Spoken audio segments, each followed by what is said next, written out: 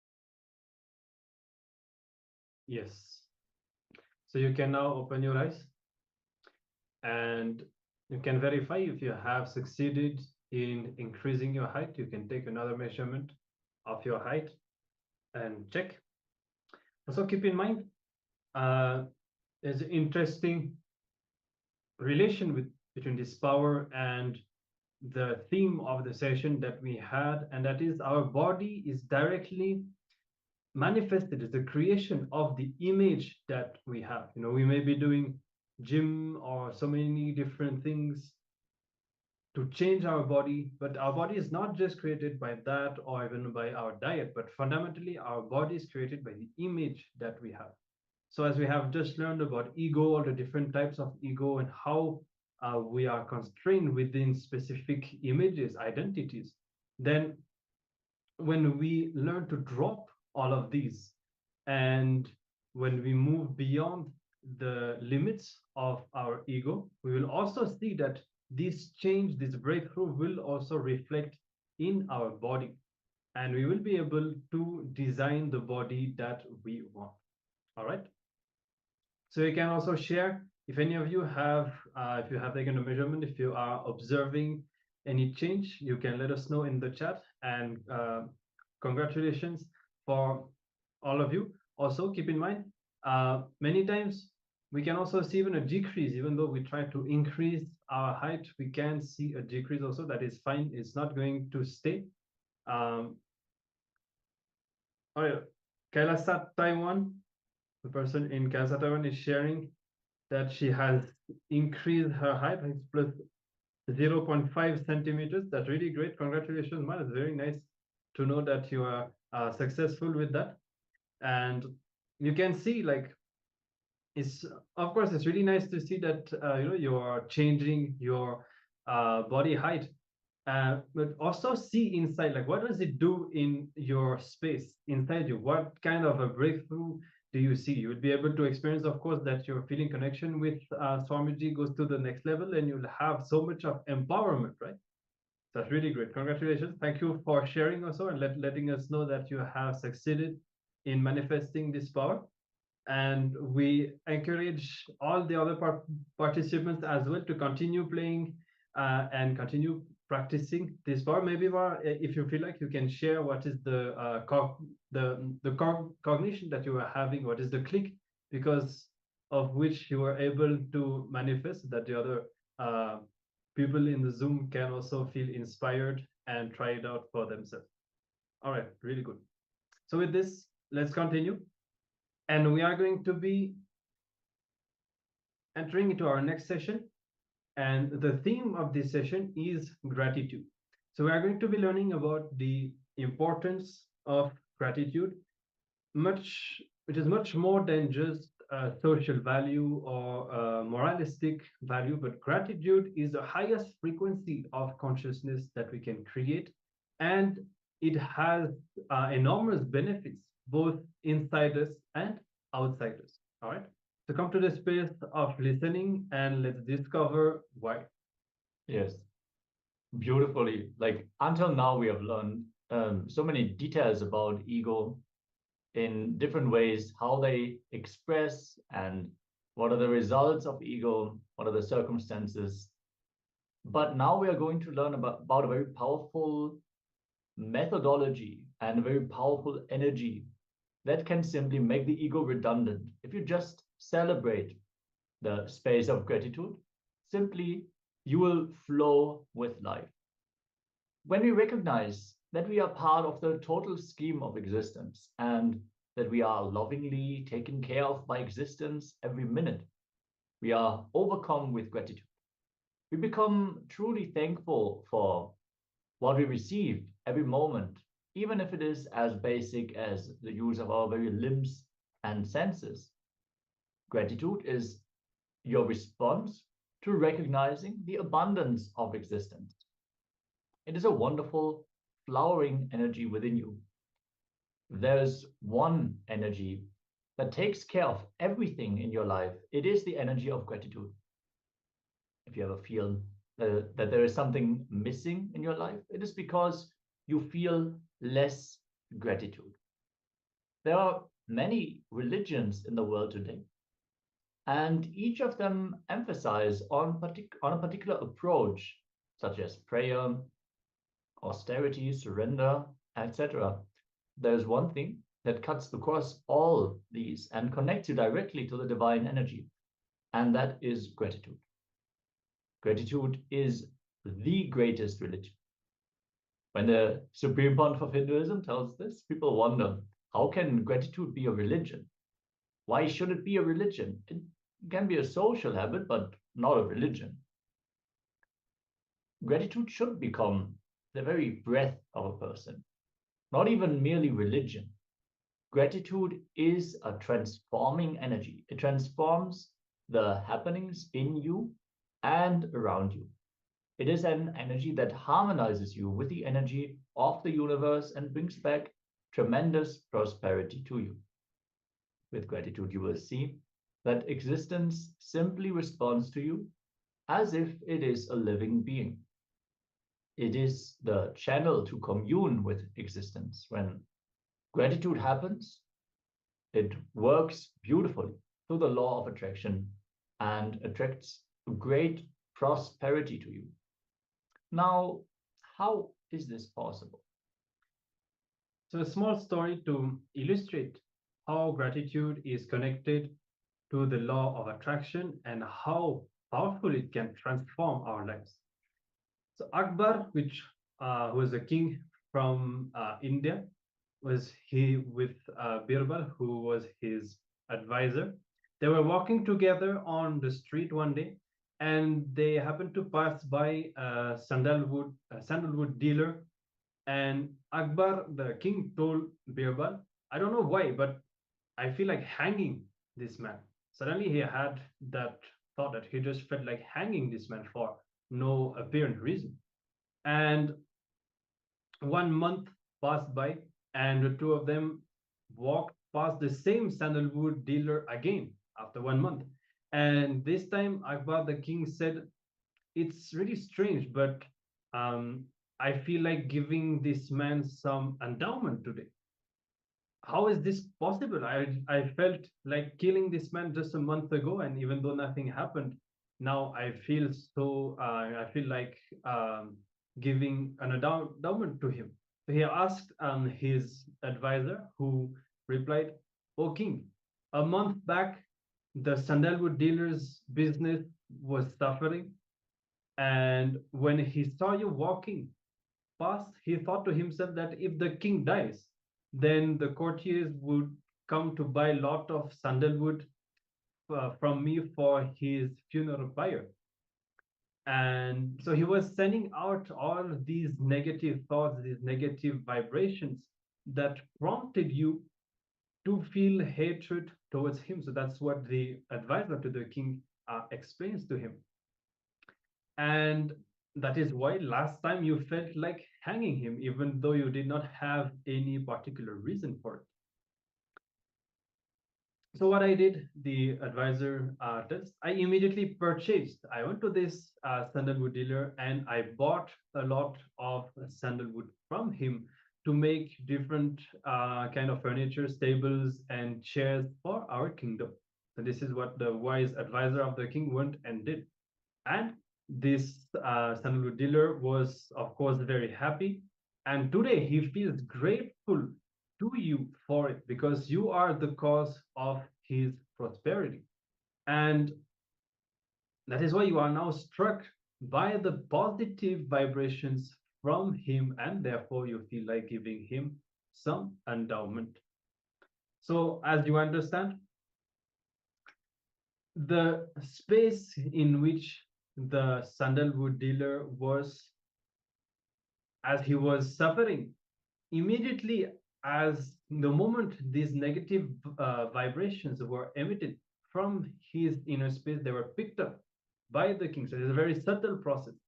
And similarly, when the sandalwood dealer emitted positive vibrations at the exact same time, the king also felt these positive vibrations. So we are going to understand why. What is this process according to the law of attraction? Yes, according to the law of attraction, like energy attracts like energy. So, how does this apply to gratitude? Understand this. When you feel gratitude towards everything, it means you feel fulfilled, you feel blissful.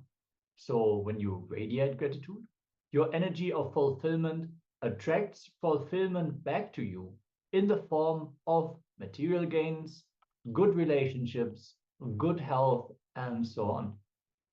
This is how it works. The important thing about this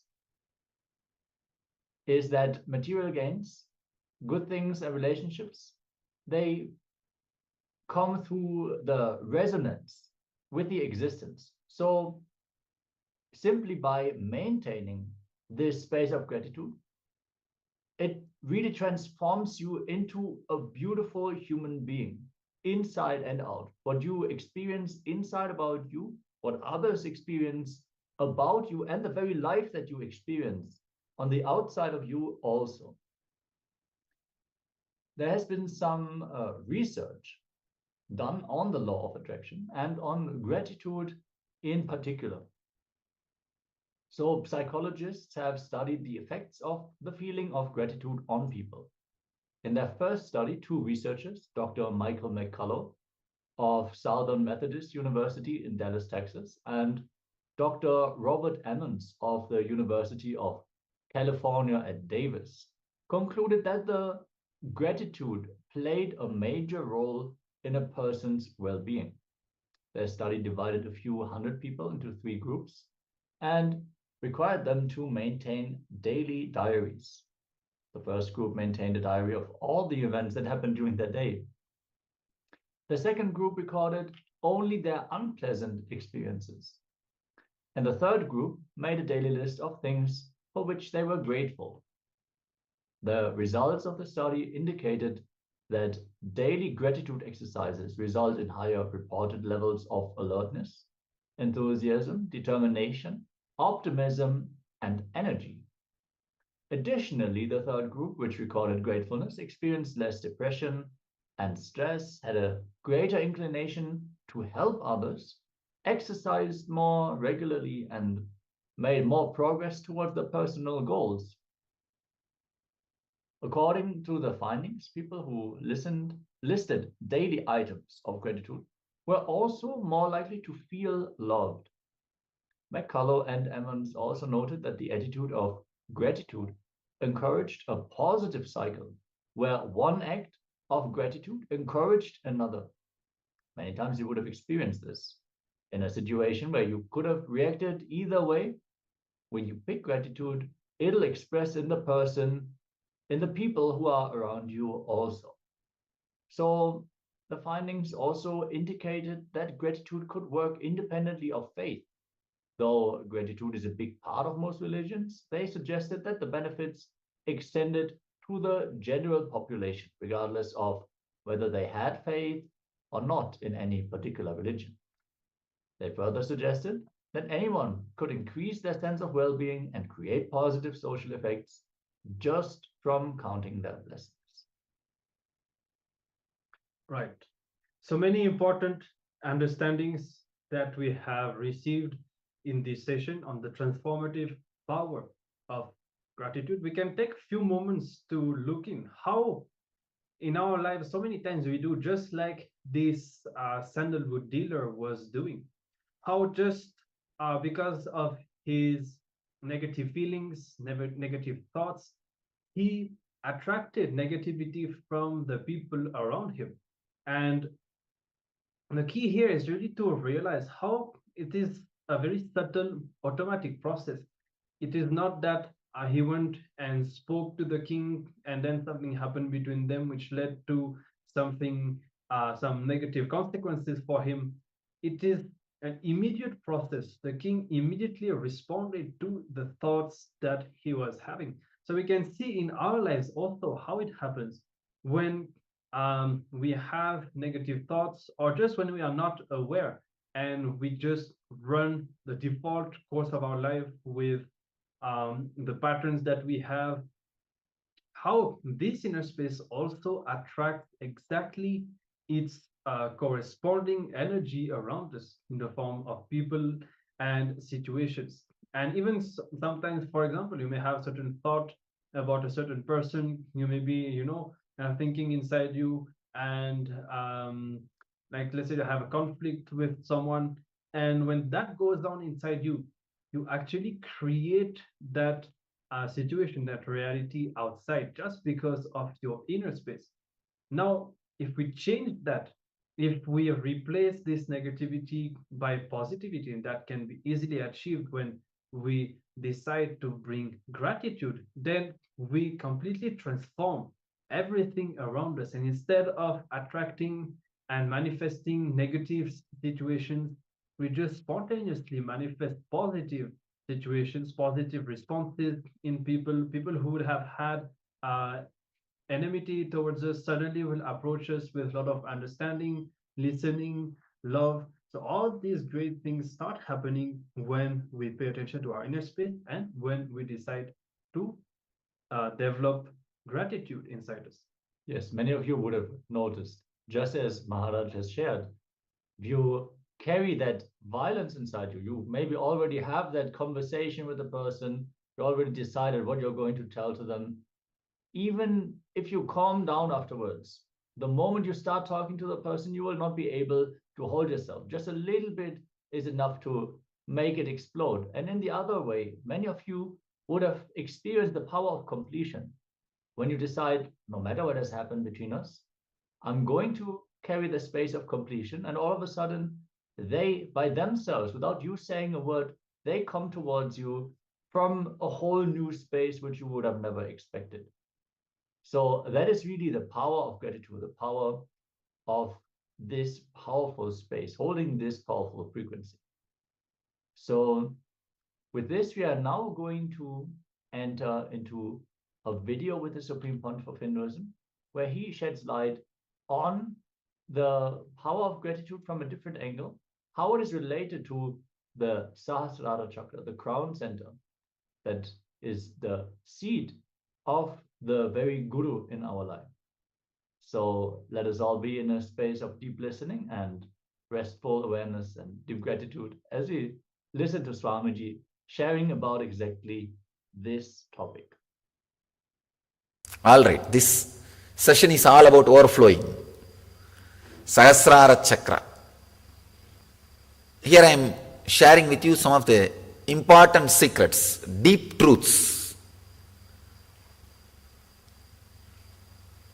There is no qualitative or quantitative difference between you and an enlightened being, except he feels contented in the inner and outer world. Please understand. There is no qualitative or quantitative. I wanted to emphasize both words. Qualitative or quantitative difference between you and a living the master, an enlightened being, except one thing, he feels content about whatever he has in the inner world and the outer world. I want you to know very clearly, I have all problems you have in the inner world and the outer world. Understand? Capital letter. All problems, ALL. You have in the inner world and the outer world. I have all problems. Except one thing, I am contented. I feel okay. The only difference between you and me is okay, that's all. No, really. Nothing else. That's all. Suddenly, your whole quality is different. The moment you say, okay, suddenly your whole quality is different. You are living enlightenment. The only difference between how this okay will happen, understand? How this okay will happen? You need to understand a deeper secret of life. If you are having a certain amount of wealth now, intelligence now, relationships now, life is happening in you. Please understand, all these things have happened to you not as an accident. Existence really wants you to have this. You are qualified for it. Even if you die this moment, You will take birth again with all these facilities with you. Please understand. I am talking to you some of the deeper secrets of life and death. How the life is happening. Life is a continuous expansion. If you have the amount of intelligence, for example, you are a doctor, you have this much of wealth, you have this decent life, you have all these basic facilities, some to car, to house and all those things.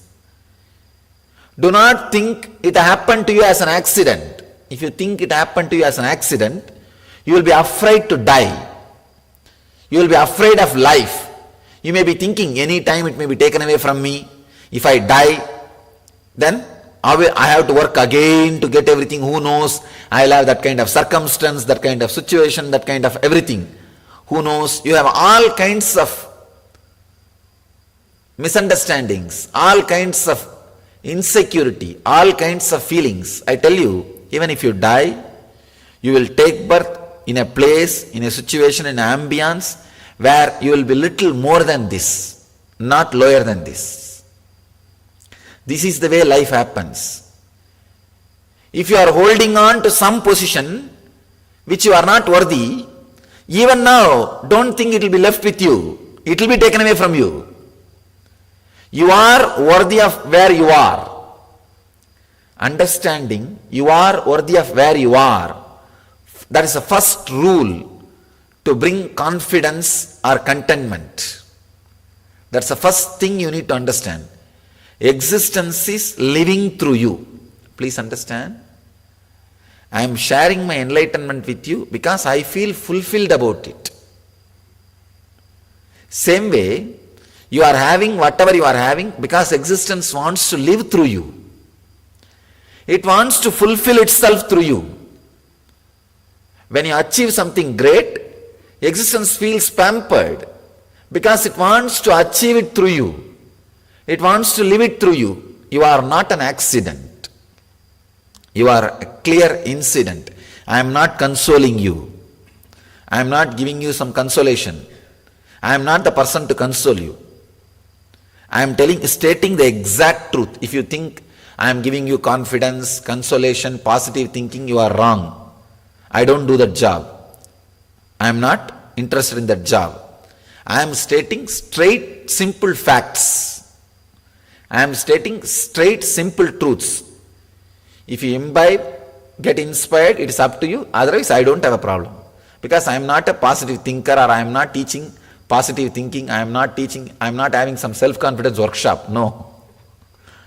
That only fools do. All fools are doing all over the world. This positive thinking is the worst foolish idea I have ever heard. Thinking itself is nonsense. Then what about positive thinking? No, so there are so many books being written, left and right. The moment you enter into that landmark bookstall, the whole shop, whole cupboard is filled with that positive thinking books. Understand, the moment you think, I am healthy, one corner of your mind is saying, no, why are you lying? Tell me, how many of you guys were successful in positive thinking? Never. Even a person who wrote the book will never be successful. I know so many guys who wrote many books about positive thinking and made money, that's all. Nothing else. Positive thinking is a foolish idea. Don't try to think positively and all. Know the truth, then you will become positive. Not that your thinking will become positive. Just know the truth. You will become positive. You will radiate positiveness. Anybody who tries to think positive will always have one part of him fighting with him. Just see, you can see, no, I am healthy, tell 100 times.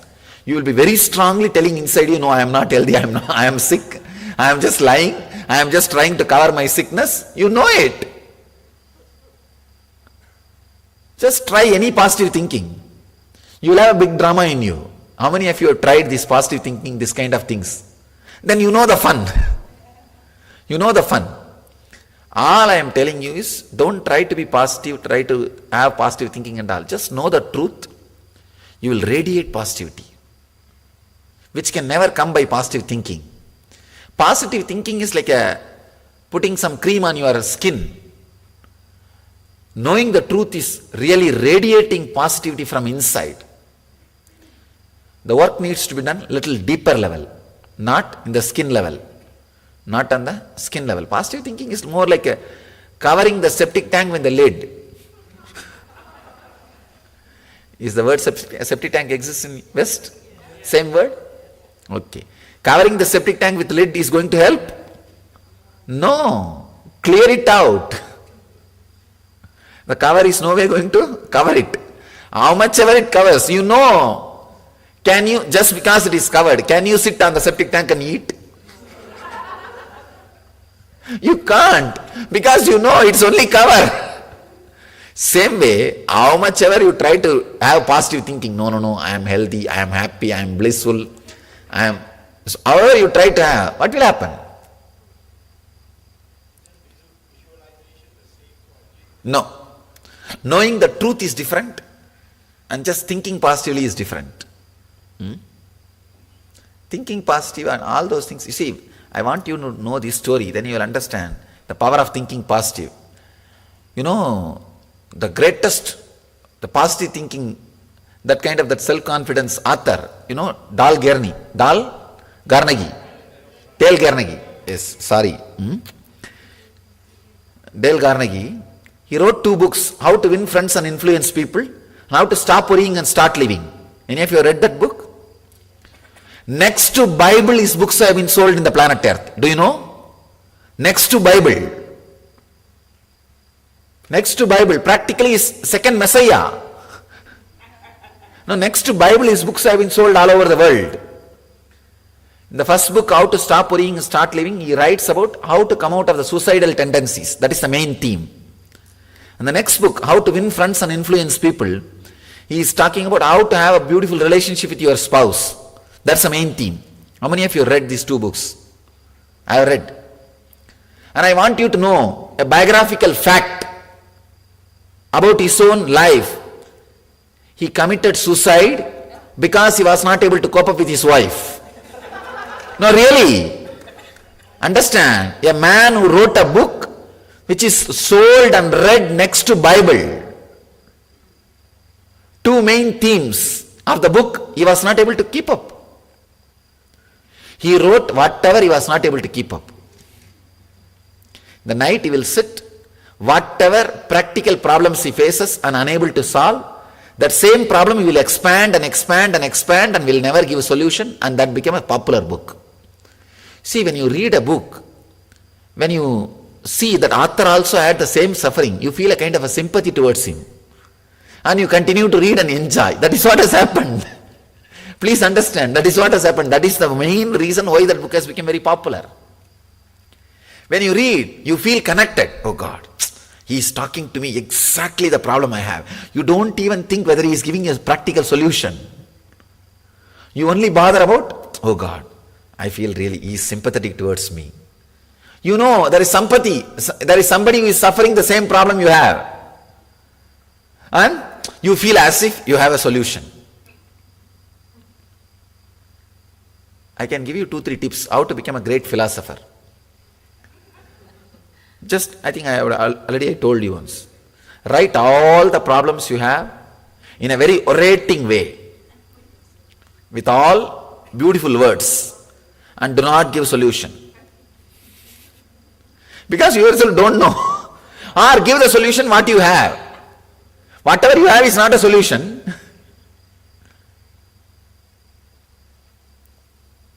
No positive thinking is going to help. Know the truth, that will help. You will radiate positivity. You will radiate positivity. Truth is, existence is living through you. You are not an accident. Even if you think you are an accident, you are not an accident.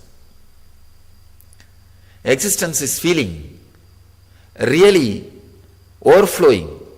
It wants you to be where you are now. You are not in the position, you are not where you are now just as an accident. You are in the position where you are now just as a clear, planned miracle. Please understand, you are a miracle, not an accident. When you understand this truth, your existence is living through you itself. It is fulfilling itself through you. You are a fulfillment for this whole existence. If you are not here, existence is going to miss you. If you are not here, the planet Earth is going to miss you. That's the truth. Otherwise, why should you be here? Long before tsunami would have taken away you. And there are 1,000 reasons to take you away. Why should you be here? There is no reason. And don't think, oh, I am here because no accident happened in my life. No. 1,000 accidents could have happened. You are not here as an accident. You are not a misfit. Be very clear. Existence will miss you if you are not here. Only when you understand the truth. It's like when you understand, that is why I am trying to catch a right word. When Krishna says in Gita, dropping the body is nothing but dropping your cloth, he means this only. Even if you will not find a big difference. You will just disappear here.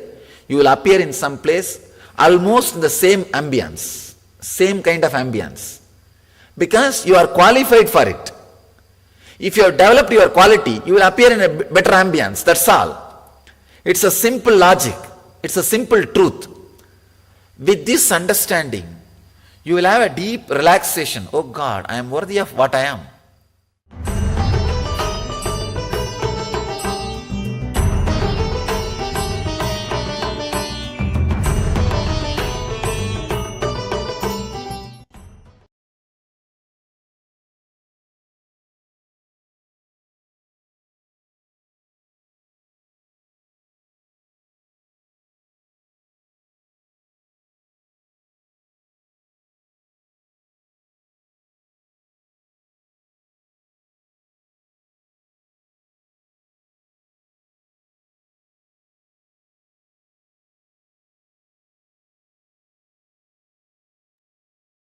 Yes. So beautifully, Swamiji reveals how gratitude is not to be mistaken for positive thinking, even though we spoke about the importance of cultivating or creating positive inner space inside us. It is not about forcing ourselves to just having positive thoughts all the time. Swamiji says, know the truth and manifest the powerful cognitions, break all the powerless cognitions that you have, bring yourself to completion. All of this will just make you positive. You will become life positive. So it's not even about becoming positive in the normal sense, but we will become life positive once we know the truth and when we remember all the wonderful benefits that gratitude has. Then naturally we will see that this positivity that we develop inside us will materialize, will manifest as so many wonderful things outside us as well. All right. So with this, let's get ready for meditation, as our next session is a guided meditation with Swamiji on awakening our crown chakra through the gratitude. So Swamiji will be guiding us through a step-by-step process, expressing gratitude towards different person for in different ways. And this is a very powerful meditation in which we can experience how gratitude uplifts us very powerfully. So we request all of you to settle down. Make sure that you are seated comfortably and that you will not be disturbed for the next maybe 20 minutes.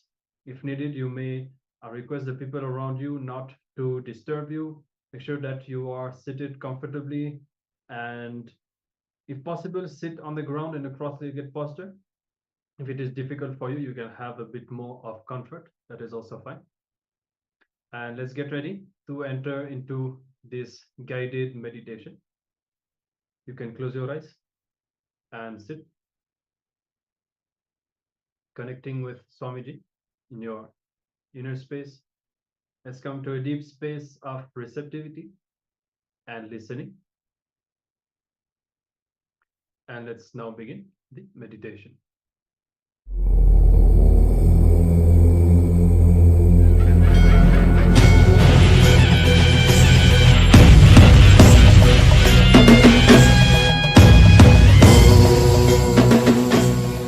Concentrate on the crown chakra.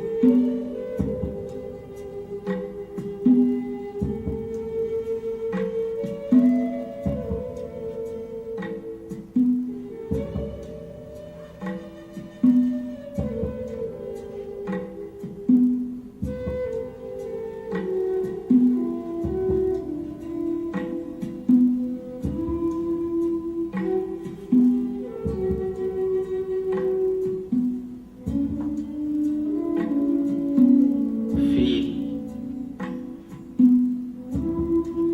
your gratitude. Offer your heartfelt gratitude to your mother for giving you this body. Forget about the ideological differences you have with her. Just give your gratitude for the sake of giving you this body.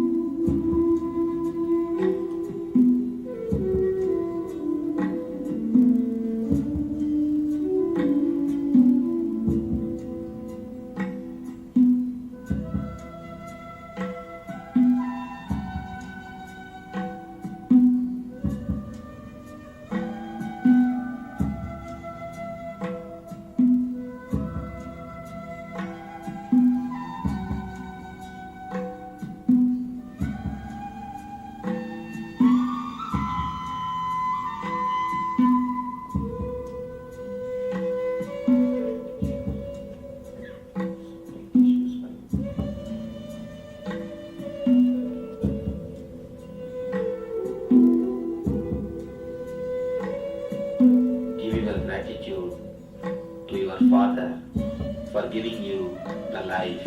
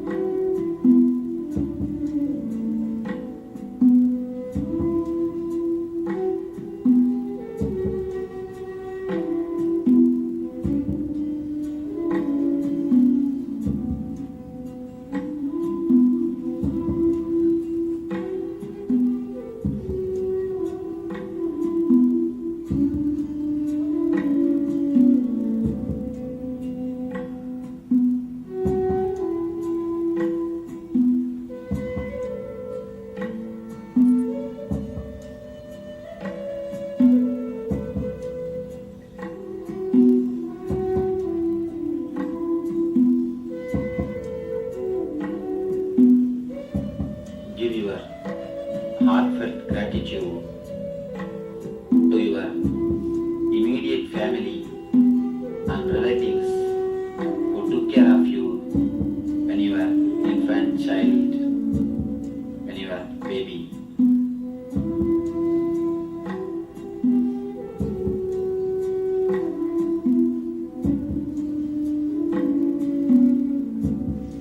give your gratitude to the doctors and nurses who received you when you came to this planet Earth.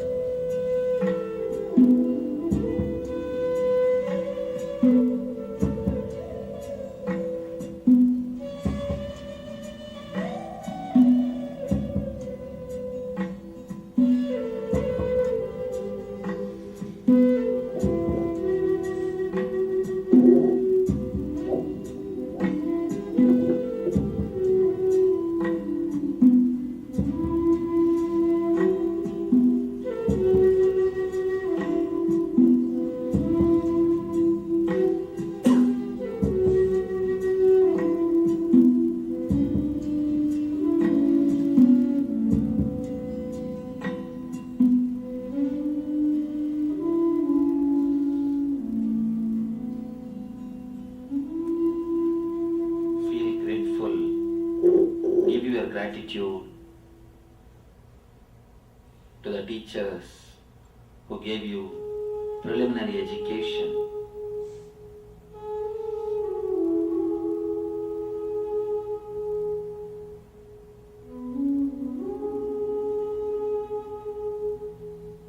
Give your gratitude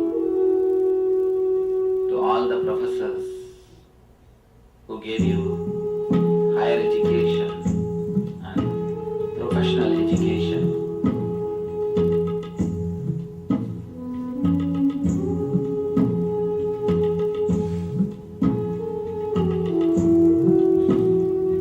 Give your gratitude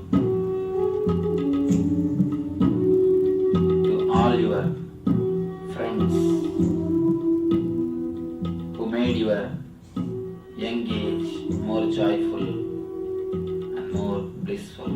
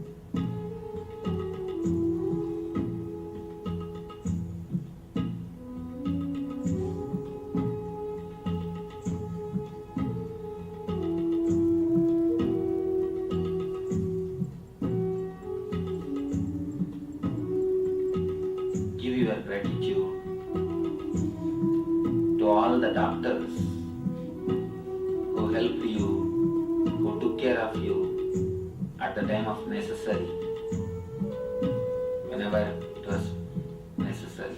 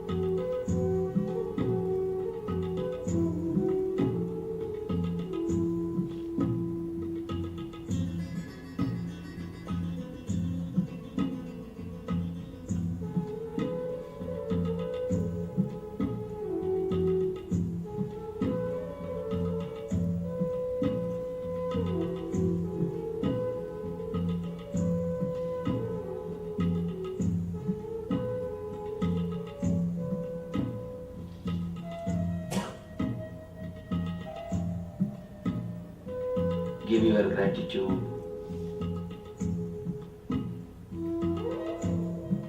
to all your friends and relatives who gave you mental strength, right advice, through right counseling whenever it is necessary.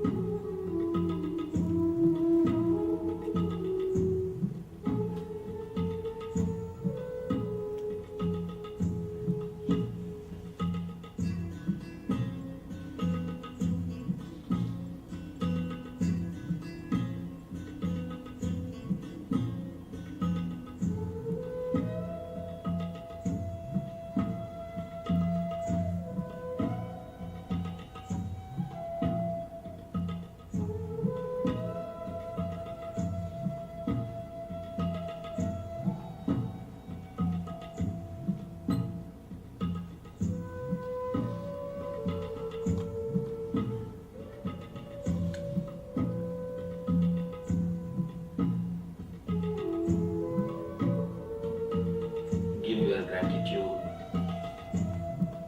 to all the spiritual books and spiritual masters who gave you the spiritual understanding and inspiration towards the spiritual life.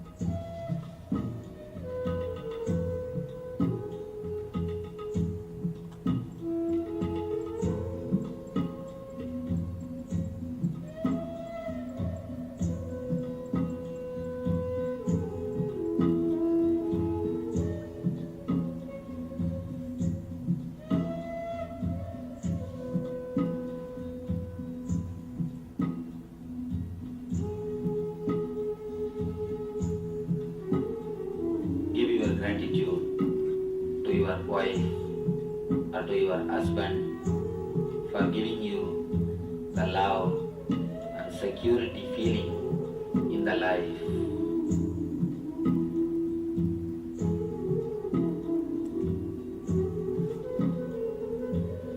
Give your gratitude to your children for choosing you as the host on this planet Earth.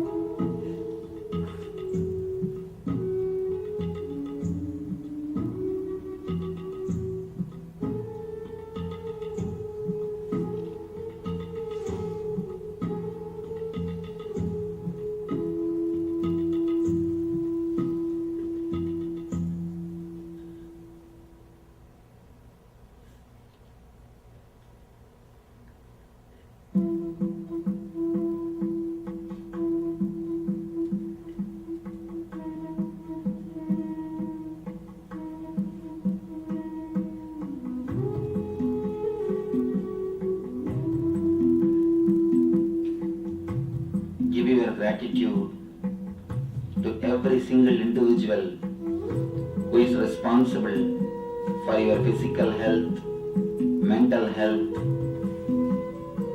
economical wealth, and interpersonal relationships and spiritual understanding. Remember every one of them one by one individually and offer your gratitude to all of them one by one slowly.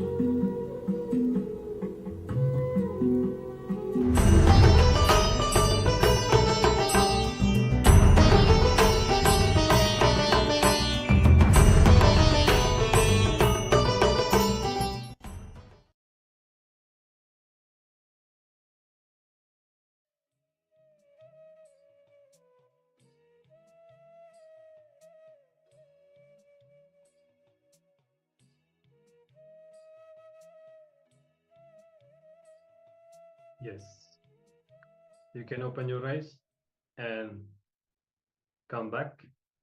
I hope that you had a beautiful experience of this meditation.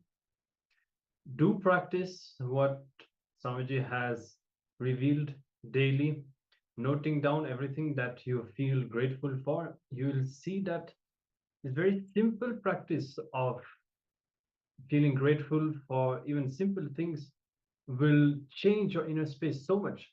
And when you see that not only your inner space changes, but it reflects outside, that you start attracting so many positive things, so many wonderful manifestations, then naturally uh, you will gain so much confidence in this whole science, and you will enjoy the real benefit of this session and of this truth of gratitude that Swamiji is revealing to us. So with this,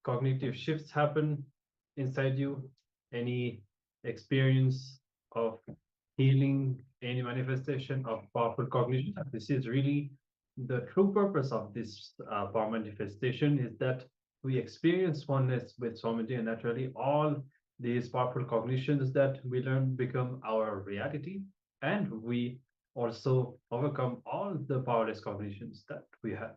Exactly.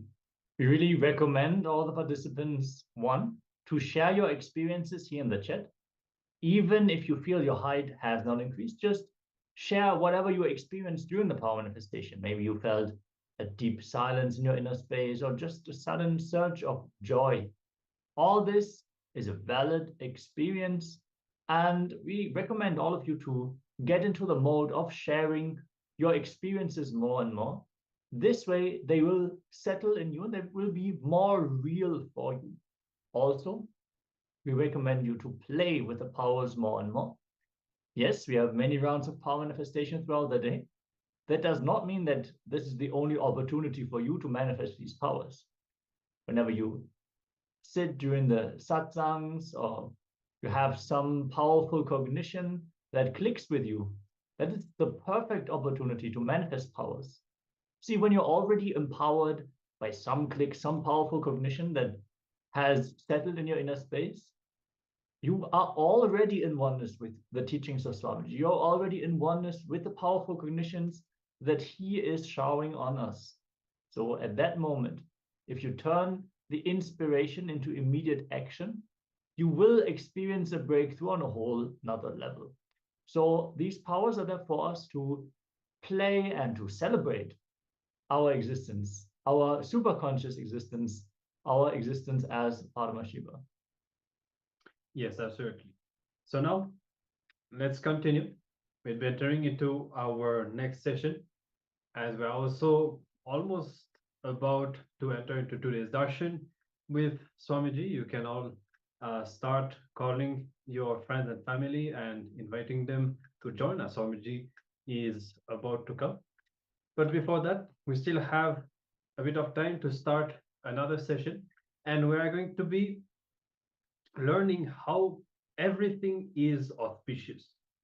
So it's a very important, powerful cognition that we are going to be learning. Of course, it's very easy to understand this and agree, that in existence everything is auspicious. But do we remember this powerful cognition, for example, when we feel that something wrong is done to us? Do we remember that when things do not happen the way we want? This is really these are the moments when we need to remember that, and we need to see, we need to analyze this situation from a different angle, seeing how, even though I feel that things are not happening the way I want, or maybe I feel I'm losing something or someone in my life, even then, this situation is auspicious, and Paramashiva is manifesting all this in my life for my higher purpose. All right, so we are going to be diving into this in this session. Now, one thing has to be understood very clearly, that is, the whole of existence is an auspicious happening. And by that, we don't just mean existence in the larger sense, universe and all of that, but even every single small things, all this small actions that happen in our lives, everything that we do, everything that happens to us every day, every single thing is an auspicious happening, and you are a part of existence. Therefore, everything that happens in and around you is also auspicious. This is the truth of existence. Yes, nothing that happens in existence is inauspicious. Everything is only a blessing. If this is understood clearly, there is nothing to complain about in life. This is understood clearly. Your very eye becomes a grateful eye. It sees everything as extraordinary. Nothing appears mundane. Everything appears as a miracle. How many times would you have experienced this? Especially after meeting Swamiji, that everything suddenly seems to be magical. There is something greater, some greater meaning behind everything that is happening in your life, and you are able to catch the clicks and understand the lessons you're supposed to learn in every moment.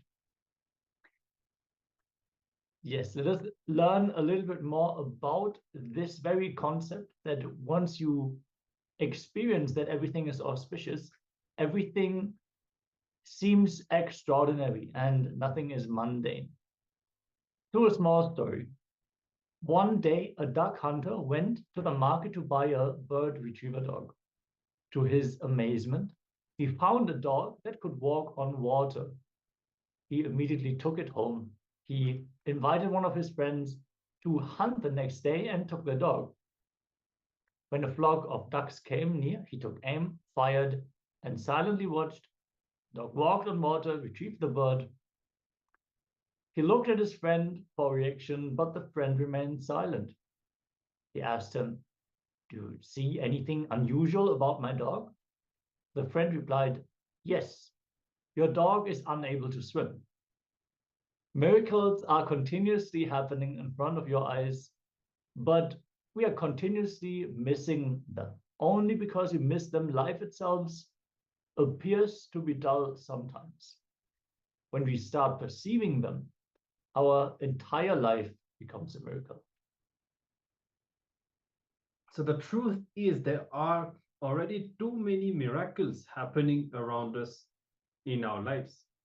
And the point is we miss seeing them. Maybe we may expect miracles to happen. Many times we have this idea that a miracle is something really, really big, something out of this world. But a miracle could be something very simple, just someone knocking at your door at the right moment, or just giving you a call at the right moment. These small things are true miracles. But when we are not in the space of gratitude, we miss seeing them, and sometimes we even close the door for these things to actually happen.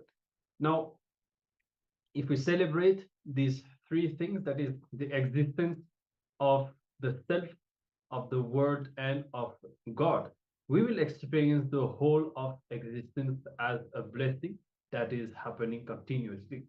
Yes, as part of the gratitude meditation that we just went into, you were asked to express gratitude to the food that you get and all the people who are involved in the process of making that food.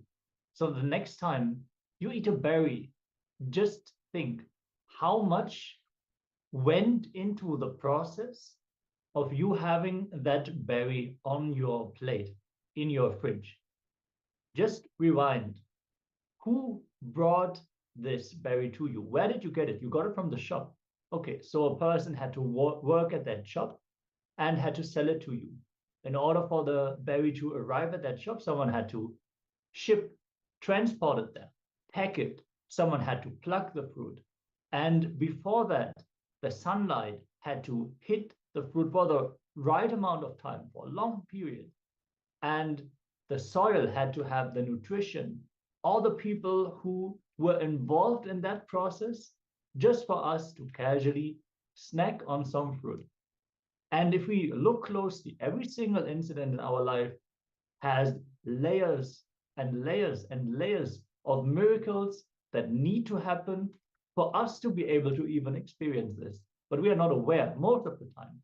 When we go through our life unconsciously, or we already carry a certain mood, we will just miss them. The moment we open up for the miracle, there is nothing which is not a miracle. Please understand, this is not moral advice. It is a spiritual technique. The first step, you will never be able to realize or understand yourself until you accept yourself and celebrate what you are. As long as you fight with what you are, you will never be able to realize what you really are. Usually we carry two identities within ourselves. One is the outer world identity and the other is the inner world identity. The outer world identity is what we present to the world. as how we want the world to see us, how we want to be recognized, or how we want to present ourselves. This identity will always be much more than who we really are. The inner world identity, is what we believe we really are. This identity will usually be much less than what we actually are. This is what we refer to as low self-esteem. Your whole life is nothing but the fight between these two identities. So you constantly try to fulfill your outer world identity, and this is in conflict with your inner world identity. So there's a conflict between who you feel you are and how you show yourself to others. And this conflict eats your life. And the point is, because of this conflict, and because we feel that we are not who we want to be or whom we should be, then we miss being in the space of gratitude. But instead of putting the blame on life or the world or people, we need to put the blame on the right thing, that is the wrong inner image that we have. That is why we just accept and celebrate whatever you are, and you will see that you slowly realize the real self. Because self-realization is postponed again and again only because of this fight between these two identities, the inner world identity and the outer world identity.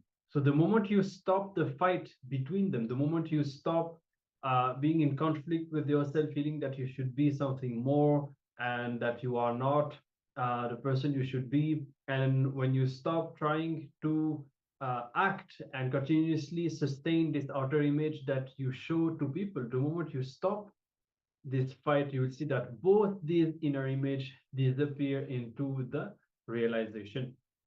These two identities exist only because of the non-acceptance in you. So just accept whatever you are in the outer world and in the inner world. Just accept and say a deep yes to yourself as you are, and you will see that both these identities have no utility or purpose for you, and they simply disappear, leaving your body and your inner space, and it will not be present in your life anymore.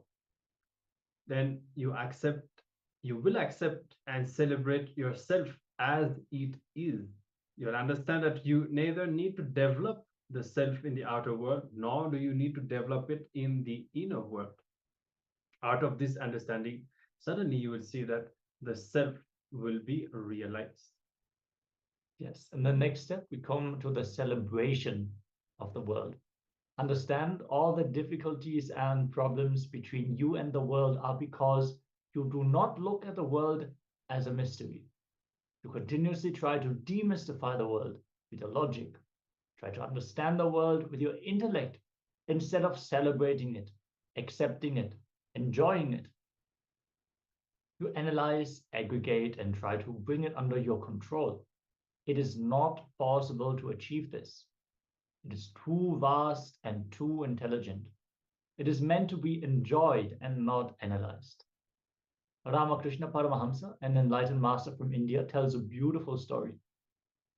Two men entered a mango grove. One of them sat and counted the number of trees. He studied the variations in their size, the number of branches, the density of the leaves, and number of mangoes across the trees. He tried to determine the varieties of mangoes. He thought about where they would sell and what would be the cost, etc. The other man simply ate a few mangoes, enjoyed himself, and then left. When you have entered the world, understand you have entered the mango grove. If you continuously use your logic to analyze and judge and try to bring things under your control, you will miss the whole thing. The Supreme Pontiff of Hinduism has shared he has seen people who can't enjoy a resort unless it is owned by them. They can't enjoy anything unless it is legally owned by them. Their logic has to conquer. Only then they can enjoy anything. Your logic does not have to conquer everything. You don't need to own things to enjoy them. Trying to understand the world is nothing but trying to intellectually own the whole of existence, the whole world. Trying to understand intellectually is also nothing but trying to possess, trying to own intellectually. So you will never be able to celebrate if you follow this path. You should just accept and celebrate existence with all its different dimensions and paradoxes.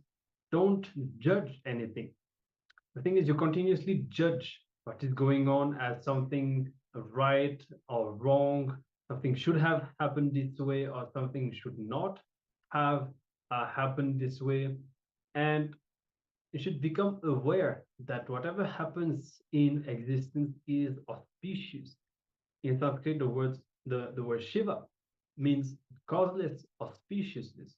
For no reason in particular, auspiciousness, just pure auspiciousness is continuously overflowing all the time.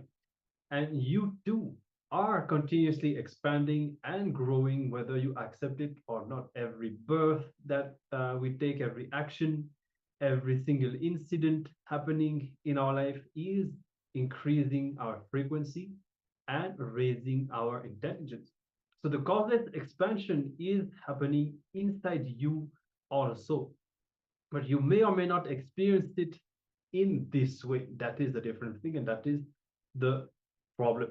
So the whole point here is to realize that by its very design, life, everything that happens to us is meant to be good for you. It is meant to make us better. It is meant to lead us in the right direction. It is meant so that all our needs are fulfilled.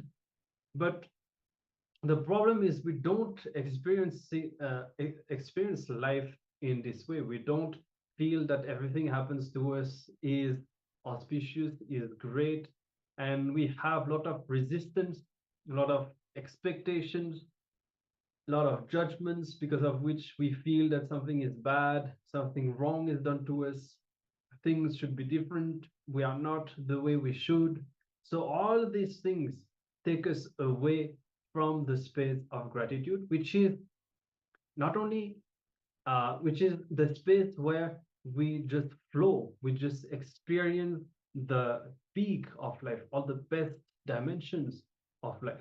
And that needs acceptance. We need to accept things as they are without resisting, without feeling that something is negative, and then feeling that it should not be that way, and again going into this rut or expecting that no, things could have been better.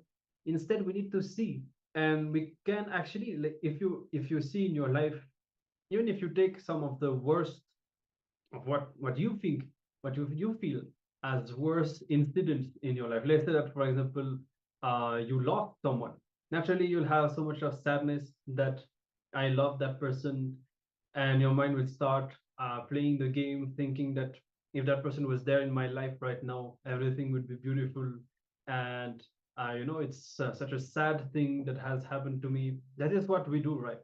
But instead, if you see, first of all, it may not be like that. Actually, if that person was still there and had not left us, then maybe things would have actually been worse. It's not necessarily necessary that a relationship would actually have been good or would have been better. Maybe worse things would have happened actually if that person had still been there. And not only we can say that it's not a negative happening, but we can also see the positive things that it does to us. Maybe at some point the relationship with that person will have become a load on ourselves, just restraining our expansion. Or maybe now that that person is not there anymore, we have so much space for renewal, for starting new things that we could not have done when that person was there.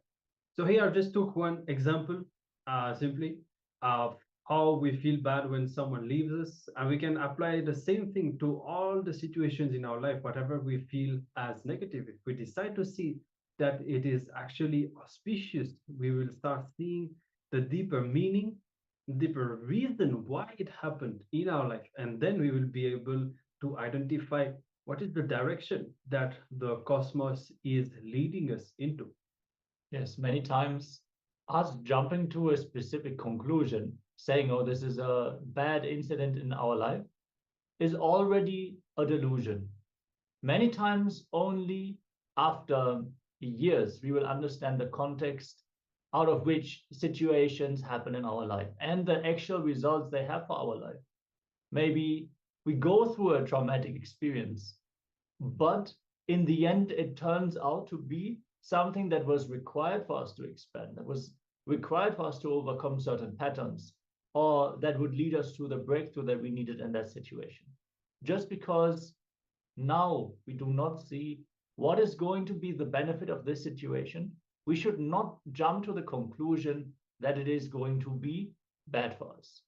If we stay patient, if we remain open for the possibility of auspiciousness to unfold, we will be able to recognize it and we will invite it into our life very much.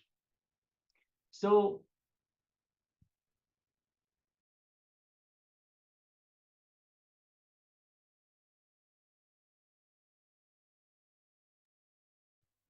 Yes. So the key understanding here is not just to realize how everything is auspicious, but to remember it at the right moment and to see and scan, analyze all the different dimensions of our life, all our past experiences, and see how actually, really, factually, everything that happened to us is good and is leading us in the right direction. So we are actually going to be switching over as the darshan preparation has begun.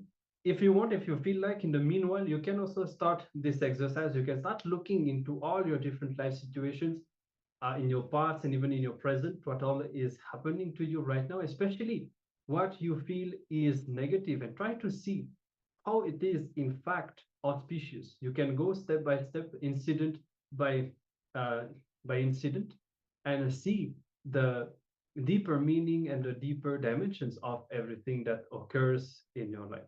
All right.